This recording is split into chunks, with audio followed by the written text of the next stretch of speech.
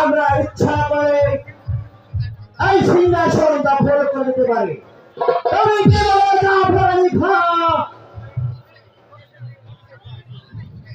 হুজুর সাহেব, সুযোগ মানুষের জীবনে একবারই আছে। এই সুযোগ আমরা খেলায় হারাতে পারি না হুজুর সাহেব।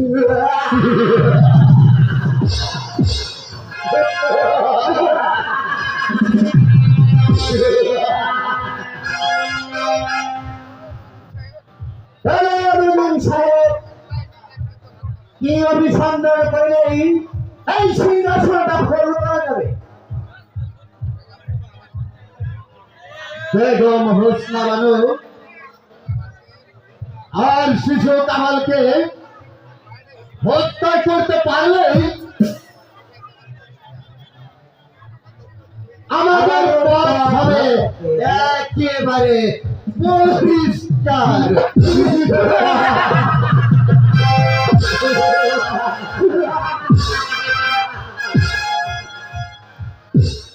তখন আমি হব ওই রূপনগরের নবাব, আর তুমি হবে আমার প্রধান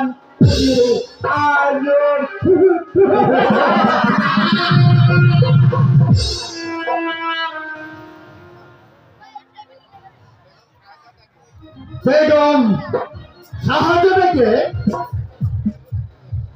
এমনিভাবে হত্যা করলে যে রাজ্যে একটা বিরাট গোলযোগ সৃষ্টি হলুদের সাহেব। কখনোই হতে পারে না উজির সাহেব।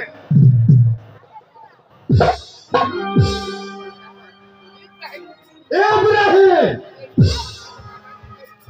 তুমি এসেছো আমাদের কাছে বাধা দিতে? নয় সেনাপতি সাহেব, আমি এসেছি আপনাদেরকে স্মরণ করে দিতে।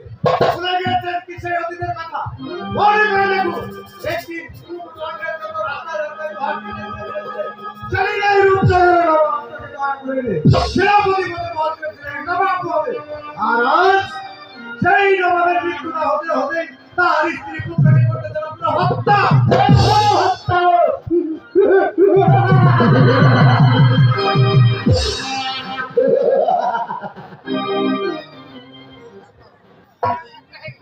ইব্রাহিম, বের হয়ে যাও এখান থেকে। বেশ, বেরিয়ে যাচ্ছি, কিন্তু মনে রাখবেন এই রূপমহলের কেউ রাস্তায় বড় না থাকলেও আমি ইব্রাহিম চোখ করে বসে থাকবো না।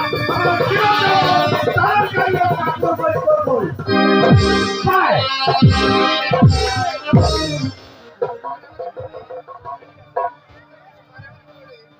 তুমিও বেশি বাড়াবাড়ি করলে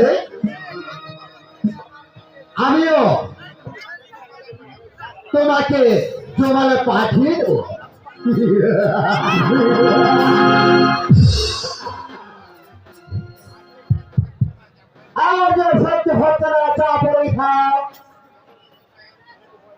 বলুন সাহেব, আমাদের কর্তব্য কাজ আমরা সবাই বই করে